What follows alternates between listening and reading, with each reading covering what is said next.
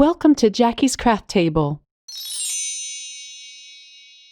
Hello everyone, welcome. I hope you're all having a wonderful day. Well, it's day 2 of the Under the Sea Inspiration Hop. If you click on the hashtag Friday Under the Sea, you'll see lots of beautiful inspiration from other card crafters involved with this hop. If you didn't get a chance to see my first video in this series, I'll leave a link to that at the end of this video so you can check that out. For my card today, I'm using a beautiful block stamp from Inkadinkado. I just fell in love with this pretty mermaid. And I'm also going to use a really fun stencil from My Favorite Things. It is called Perfect Pool Water. So let's start out by doing a little bit of ink blending. I'm using a piece of Bristol Smooth cardstock. I'm using a little bit of washi tape to attach the stencil to my cardstock. And I'm going to use some distress inks today. I've been having a lot of fun using these inks lately. Ever since the distress oxides came out, my attention has been focused on those, but I really love the distress inks and all of the fun techniques that you can do with those. The first color I used was Mermaid Lagoon, and now I'm going in with Peacock Feathers. And then my lightest color is going to be Cracked Pistachio. And I'm just going back and forth between these 3 colors, trying to get a smooth blend.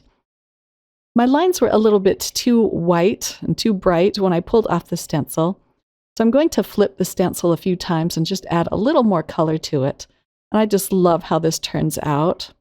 Next, I'm going to distress it a little bit. So I pulled some water out of one of my aqua brushes and just poured it into the palm of my hand. I'm too lazy to go to the sink and get water. So I can just use some water out of one of my aqua brushes. And then I'm going to dab my fingers in it and flick it over this panel. This is going to create some cute water droplet effects and distress it a little bit.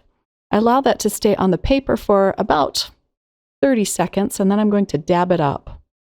And you can see all of the cute distressing. Here's a close-up look at that.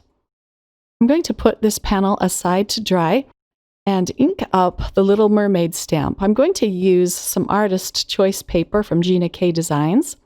This is not only great for colored pencils, but Copic markers. It has a little bit of tooth to it, which I really like. And I'm going to be using my colored pencils to color in this mermaid today. I'll ink her up with some VersaFine Onyx black ink.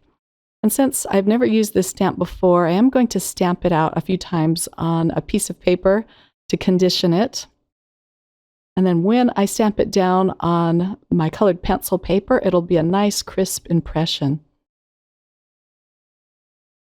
I just let that sit on the paper to soak in a little bit.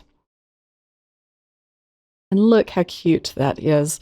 I'm going to be fussy cutting this image out after I'm done with my coloring. But let's jump into the colored pencil coloring. I'm using my Faber-Castell Polychromos pencils to color in this Little Mermaid, and I will have all of the colors I'm using listed over at my blog. But I'm going to start out with her skin tone.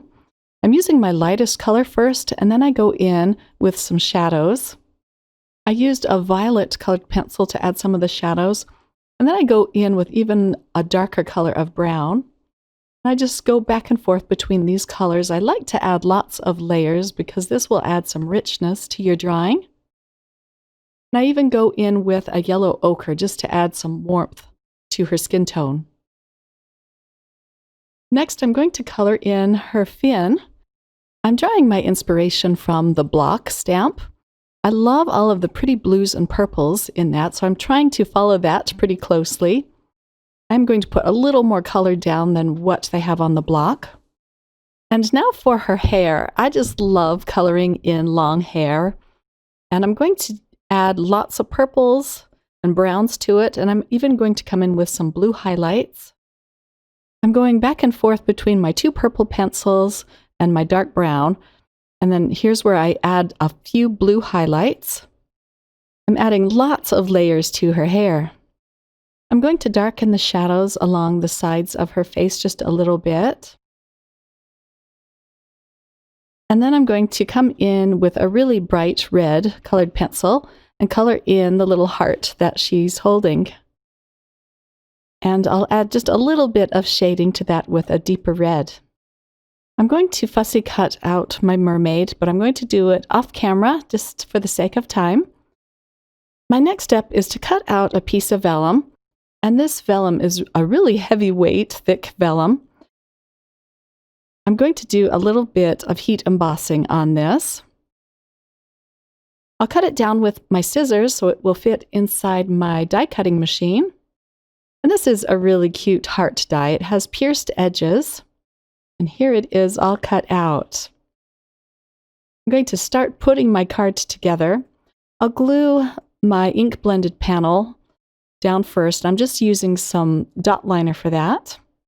I already remade a purple card base. I thought this would be a pretty matte to finish off the card, and it kind of matches the colors in my mermaid. I taped down my heart in my mini Misty so that it stays in place. I'm going to stamp out the sentiment that says, "We mermaid to be friends." I'll use my VersaFine Onyx Black ink. This is a nice ink that stays wet long enough to pour embossing powder over. I'll ink it up a few times. Then I'm just going to pour over some clear embossing powder. And I'm very slowly melting that with my heat tool. I allowed my heat tool to warm up for a minute before I brought it to the vellum. And it melts really fast on this vellum. I put lots of foam squares behind my mermaid. I'm going to pop her up on this heart. And she just curves around the sentiment nicely. I think she looks really cute there. This sentiment comes from the LDRS stamp set that I used in my first mermaid video yesterday. They had a lot of cute sentiments in that stamp set. It was called Mermaid Treasures. And now I'm going to dot a little bit of glue behind my mermaid and behind the sentiment, just little dots where you won't be able to see it through the vellum. And then I can carefully attach it to my card. I'll just center that kind of at the top of the card.